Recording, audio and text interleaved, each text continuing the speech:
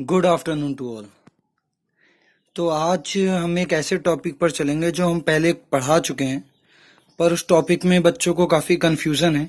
तो उस कन्फ्यूज़न को दूर करने के लिए ये वीडियो है। इस वीडियो को आपको लिखना नहीं है, नोट्स आपको प्रिपेयर नहीं करने, सिर्फ ये वीडियो समझने के लिए। तो दोबारा से सुनिए, इस वीडियो से आपको लिखना नहीं है, आपको सिर्फ वीडियो समझनी है, टॉपिक क्लियर करना है। तो जैसा कि हम लोगों ने समांतर प्लेट संधारित्र का पार्ट 2 पढ़ा था।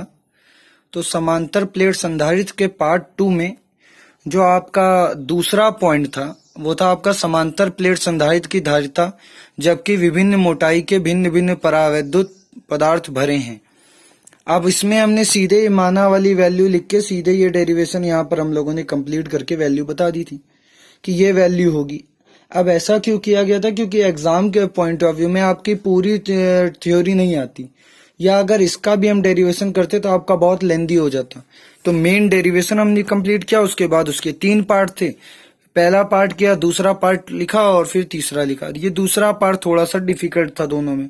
पहला और तीसरा, पहले में आपका टी बराबर डी रख दिया था और आखिरी वाले में आपके टी का मान 0 रख दिया था तीसरे में। इस वाले में हम लोग को T1, T2, T3, Tn ऐसे अलग अलग मोटाई के अलग अलग परावैद्युतांक वाले पदार्थ समांतर प्लेट संधारित्र के बीच में रखे गए थे। तो उनको समझने के लिए आज आपका ये डेरिवेशन पूरा है। तो चलिए देखते हैं। तो वही आपकी थ्योरी से स्टार्ट करते हैं। तो हमने सबसे पहले माना T1, T2, T3 dot dot dot Tn मोटाई के क्रमशः K1, K2, K3 dot dot dot Kn परावैद्युत उपस्थित हैं। यानी इतने परावैद्युत उपस्थित हैं n जिनके अलग अलग मोटाई और अलग अलग परावैद्युतांक है। माना K1, K2, K3 dot dot dot Kn परावैद्युत माध्यम पर विद्युत क्षेत्र क्रमशः, क्योंकि अलग अलग माध्यम है तो इन पर विद्युत क्षेत्र भी अलग अलग होगा। विद्युत क्षेत्र E बराबर हम लोगों ने पढ़ा था, देखते हैं। तो विद्युत क्षेत्र वी नो डैट E बराबर आपका sigma upon epsilon not K। अब यहाँ पर K परावैद्युतांक है, सिग्मा आपका जो है वो आपका पृष्ठावेश घनत्व है, एप्सिलॉन नॉट आप लोग जानते ही। अब इसी तरह E हमको पता चल गया। अब E1, E2, E3 का अगर मान निकालें तो हेंस E1 बराबर अगर लिखेंगे तो परावैद्युतांक क्या हो जाएगा आपका K1। इसी तरह E2 लिखेंगे तो परावैद्युतांक K2, E3 लिखेंगे तो परावैद्युतांक Kn, इसी तरह अगर En लिखेंगे तो परावैद्युतांक Kn। तो इसी तरह आपकी ये इक्वेशन बन गई। अब ये इक्वेशन आपकी किस चीज की आगे? विद्युत क्षेत्र पर हमको निकालना क्या? संधारित्र की धारिता C बराबर Q बाई V, यानी हमको V का मान चाहिए। तो विद्युत विभव बराबर आपने एक फॉर्मूला पढ़ा होगा, उस फॉर्मूले पे आते हैं। तो हम जानते हैं विभव बराबर विद्युत क्षेत्र इंटू दूरी। अब विद्युत क्षेत्र का मतलब ये E1, E2, E3 और डॉट डॉट En जो आपके पास है ये विद्युत क्षेत्र हो गए, और दूरी का मतलब इन सबकी मोटाई। तो E1 की मोटाई कितनी है? T1 है। तो इसी तरह V1 अगर विद्युत क्षेत्र पहला मानेंगे, V1 बराबर तो आपका सिग्मा E, यहां से आपकी वैल्यू रखी गई E1 की, और इसकी मोटाई कितनी है? T1 है। इसी तरह जब V2 की बात करेंगे तो E2 रखेंगे और मोटाई कितनी रखेंगे? T2 रखेंगे। इसी तरह आपका प्रोसीजर चलता रहेगा। तो चेक करते हैं आगे। तो अब इसी तरह V2 बराबर निकालेंगे तो आपका E2 इंटू में आपका वैल्यू आ जाएगी T2 की। इसी तरह जब आप V3 की बात करेंगे तो आपका V3 में आप वैल्यू रखेंगे और साथ में आपका T3। इसी तरह Vn का मान रखेंगे तो आपका En का मान और इंटू में आपका Tn आ जाएगा। ये सारे वैल्यूज जो बीच में रखी गई हैं आपकी, ये वैल्यू, ये वैल्यू, ये वैल्यू, वो ये सब आपकी किसकी वैल्यू है? E1, E2 और E3 और En की वैल्यू है। क्योंकि हम लोगों ने फॉर्मूला अभी पढ़ा, विभव बराबर विद्युत क्षेत्र गुणे दूरी। दूरी का मतलब था मोटाई, विद्युत क्षेत्र रखा और मोटाई रखी गई।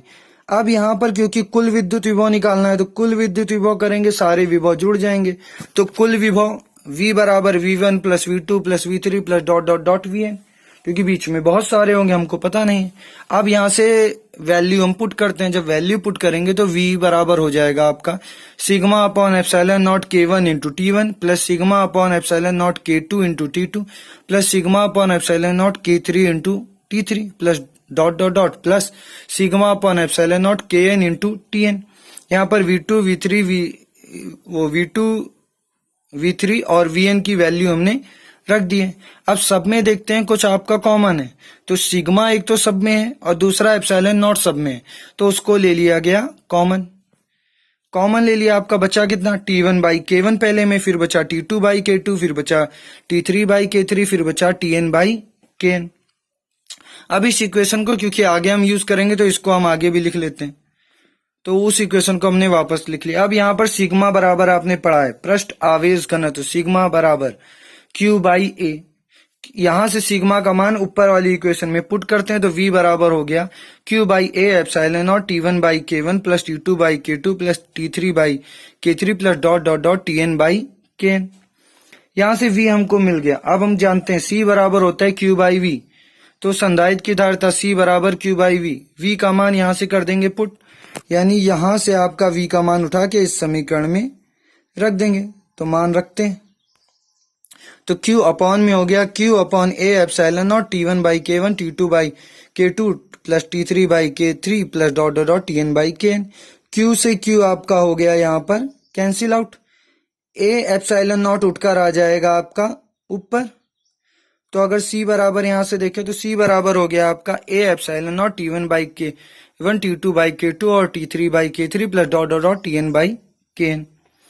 अब ये आपका हो गया फाइनल रिजल्ट, इसको हमने बॉक्स में बंद कर लिया।